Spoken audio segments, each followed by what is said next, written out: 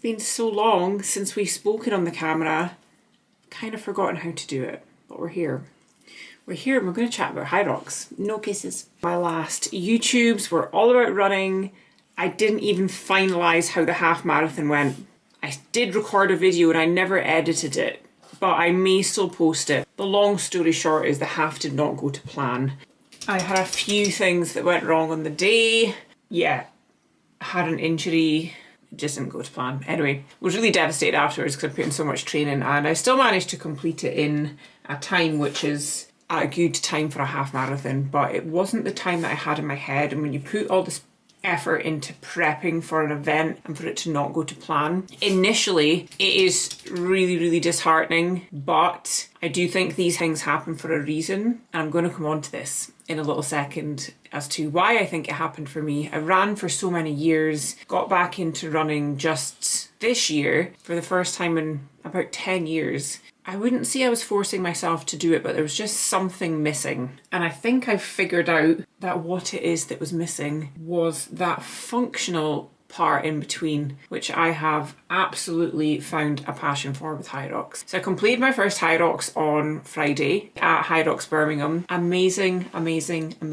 Such a good event. Not just the event itself, the atmosphere, the competitors that are there, the helpers that are at stations helping you push through difficult things that you're doing. Just so much support, a friendly, wholesome community vibe. And I've honestly never been at an event anything like it before. So Hayley and I did doubles, but we went into the pro category, which means that you do all the men's weights. Because we couldn't get a ticket for the ladies open, so we said, should we just try the pro? Which initially I thought, this is probably a really risky move because I knew it was going to be difficult. And it was difficult. It's one of the hardest things I've ever done. I did train hard for it. I got my running up to a really good place. The first one was just to complete it. We got a time and we are going to work on the stations that we need to work at more to improve at the bits that we weren't so good at. For me personally, it was probably the sled. The push of the sled wasn't too bad. So you push 150 kilos and then when you pull about 102 or 103. I could not pull that sled.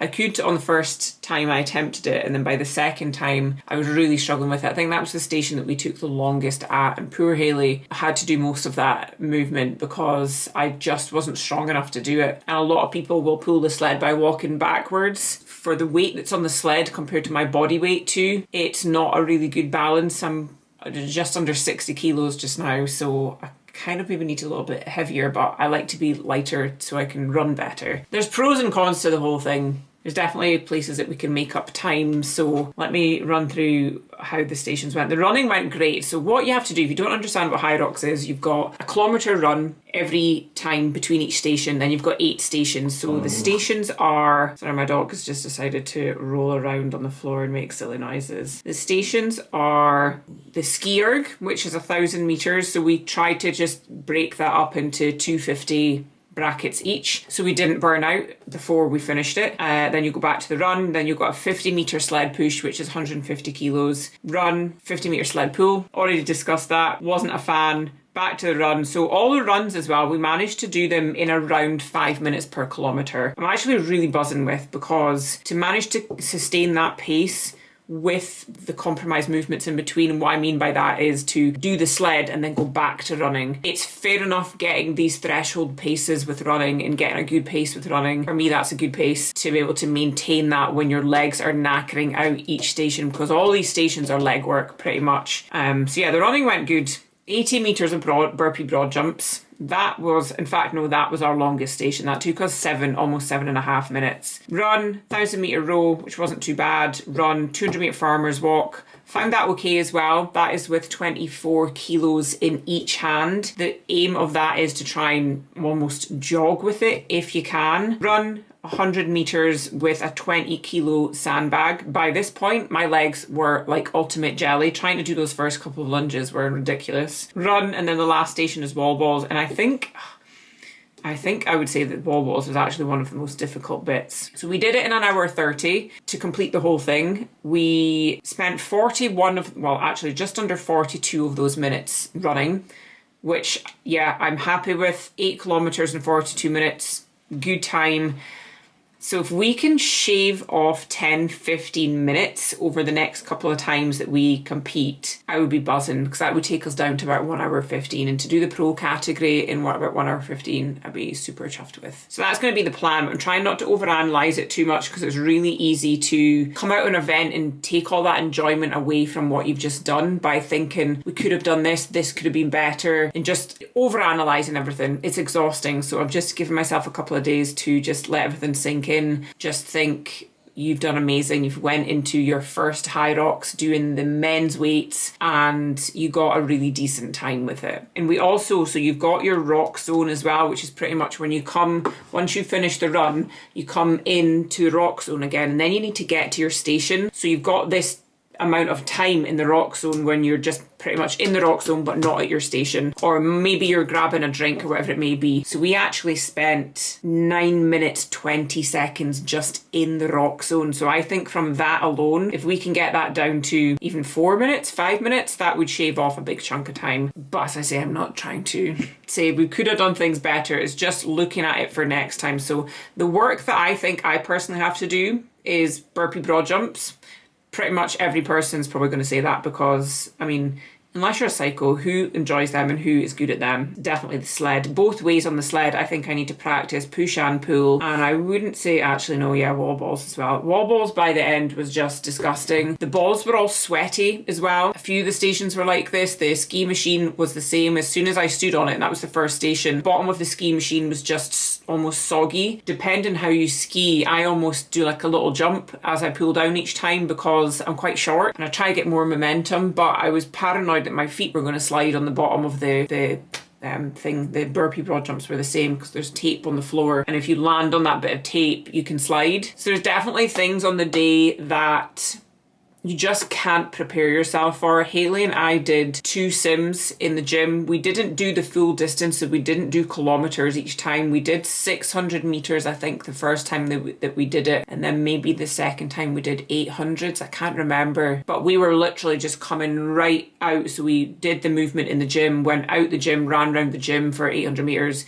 came back in and went right back to our station. But you're not having to deal with all that rock zone space when you're doing it in the gym, because you're just going right to your station, whereas the rock zone, you maybe have another 400 meters to run to get to the stations. These are all things that you don't really know until you try out the actual event itself. But yeah, nothing can prepare you for it. But what I would say is that if you are thinking about doing a Hyrox, you have to train for it. I would never recommend anyone going into an event like this without putting in the prep for it, because you will literally have the most horrendous time. You really, really will. To be able to stand at that start line, to have the confidence in yourself, knowing that you've put in the work, is where half of the mental battle is. If you stand at that start line and think, I haven't prepped for this enough, you're going to crumble. You're going to doubt yourself the whole way around. There's parts when we got to maybe, I think it was past halfway, where I think both of us at points were struggling a little bit and maybe thinking about either slowing down or having a little break. And that's what we call the pain cave. We're deep in the pain cave and we are struggling and we want to stop, but you have to be strong enough to try and push through those barriers. And that's the thing that makes us stronger. We know once we do these difficult things that we can do even more difficult things, or we can do it again, and we believe in ourselves and we have more self-confidence. So please make sure you prep if you are going to come into a Hyrox. Don't think that you can just wing it. I've heard people before say anyone can do a Hyrox. I would like to argue with that and say that you definitely can't just say that anyone can do a Hyrox.